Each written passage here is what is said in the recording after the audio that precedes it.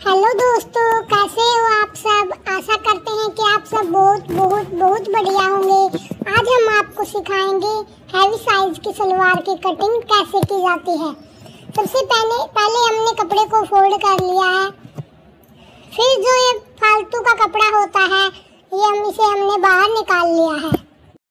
अब सबसे पहले हमें लेनी है तख्ते की लंबाई। तो हम सलवार के तख्ते की लंबाई ले लेते हैं। लंबाई है हमारी 37 इंच। 5 इंच की बेल्ट तैयार हो जाएगी, तो इसलिए हमें 33 इंच ही तख्ते की लंबाई लेनी है। आधा इंच जो है वो मार्जिन में चला जाएगा, तो 32 इंच बचेगा। 32 + 5 37 इंच की सलवार हमारी तैयार हो जाएगी। इसलिए हमें 37 की सलवार तैयार करने के लिए 33 तख्ते की लंबाई लेनी होती है। तख्ता भी कह देते हैं और इसे फट्टा भी कह देते हैं।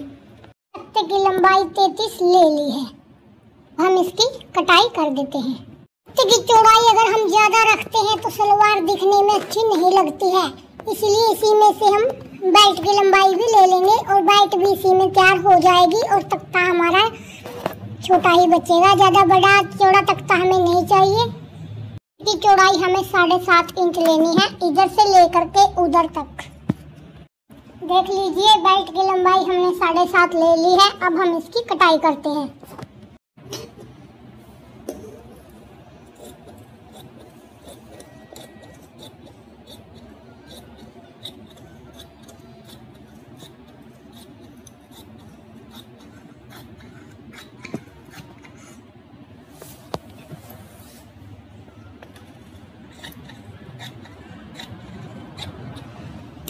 लीजिए, अब हमने इसकी कटाई कर दी है।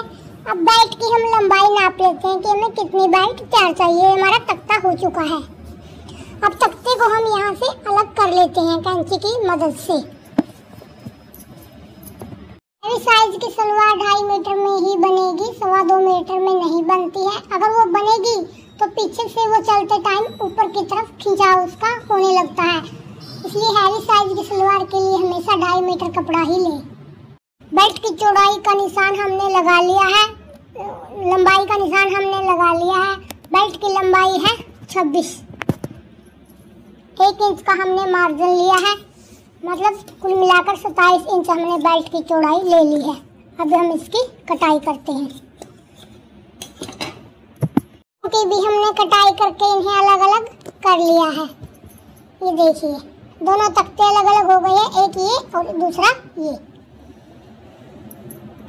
अब हमने बचे हुए कपड़े को बिछा लिया है और जो फालतू का कपड़ा था वो हमने बाहर निकाल दिया है। अब हम इसकी कली बनाएंगे और निशान लगाएंगे। अब हमने कली की लंबाई का निशान लगा लिया है। तख्ते की लंबाई 33 इंच थी, तो कली की भी हमने यहाँ से लेकर के वहाँ तक 33 इंच पर निशान लगा लिया है। फिर दूसरी साइड भी वही करना है, वहाँ से लेकर के यहाँ तक 33 इंच तक निशान लगाना है। एक निशान उस साइड लगेगा, एक निशान इस कोने से इस साइड लगेगा। आसन जो हमारा होता है वो एक उस कोने पर आएगा और एक इस कोने पर आएगा। अब बात करते हैं इस निशान की। अगर हमारे तख्ते की चौड़ाई बहुत ज़्यादा है तो हमें ये निशान सिर्फ 1 या 1.5 इंच पर ही लगाना होता है। लेकिन अगर हमारा तख्ता भीड़ा है, मतलब हमारे तख्ते की चौड़ाई बहुत कम है, तो हमें इसे उतना ज़्यादा बढ़ाना है जितना कि हमारा पोंचा पूरा तैयार हो सके। 3.5 इंच पर यहाँ पर निशान लगाया है। इससे हमारा पोंचा है, जो हमारी मोहरी है, वो पूरी तैयार हो जाएगी। और उस साइड में मैंने 3.5 इंच पे निशान लगा लिया है, वहाँ पर भी हमारी मोहरी पूरी तैयार हो जाएगी। अब इस निशान को उस निशान के साथ मिला देते हैं। देखिए, हमने कलियों को इस साइड से लेकर उस साइड तक मिला दिया है। अब इसकी कटाई करेंगे, मगर हाँ, कटाई करते वक्त ना ही तो कैंची इस तरफ चलनी चाहिए ना ही इस तरफ चलनी चाहिए। इसके ऊपर से ही लेनी है हमें कैंची। अगर इधर उधर हो गई तो कलियों में झोल आएगा। देखिए, हमने कलियों की कटाई कर ली है। ये देखिए, एक कली हमारी वो हो गई है और एक कली हमारी ये हो गई है। अब हमें आसन लेना है। उस आसन को हम यहाँ से लेंगे, इस कोने से, ना कि यहाँ से लेंगे। इस साइज का आसन 10.5 से कम बिल्कुल भी नहीं लेना है। तो इसलिए हम जहाँ पर हमारा 10.5 आएगा हम वहीं से आसन की लंबाई लेंगे। ये देखिए यहाँ से हमारा 10.5 आ रहा है, तो अब यहाँ पे निशान लगा करके हम इसकी कटाई कर देते हैं। हमने दोनों कलियों का आसन ले लिया है, उसकी कटाई कर दी है। अब हमें जो हमारी ये कली है ये साइड से बंद है, तो हमें इसे भी अलग करना है ताकि इसके बीच में फट्टा है जो हमारा तख्ता है वो आसानी से जुड़ सके।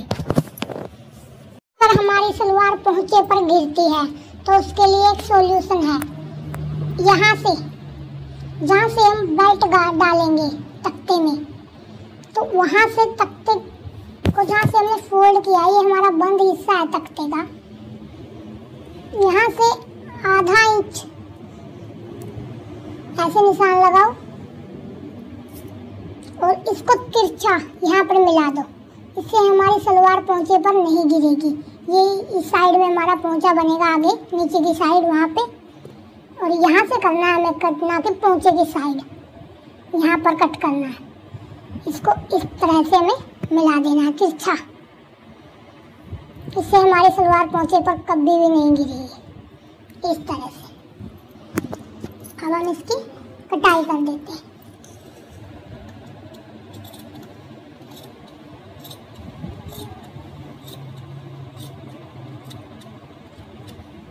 ये देखिए हमने इसकी कटाई कर दी है। अब हमारी सलवार देखने में बहुत ही ज़्यादा अच्छी लगेगी। कुछ इस प्रकार से तैयार होगी हमारी सलवार। ये है हमारी सलवार का फाइनल लुक। अगर आपको अच्छी लगी हो हमारी वीडियो, लाइक, सब्सक्राइब, कमेंट जरूर करना। अगर कहीं से भी कोई भी बात आपको समझ में ना आई हो तो प्लीज़ कमेंट करके पूछ लेना और मुझे सपोर्ट करो। Thank you.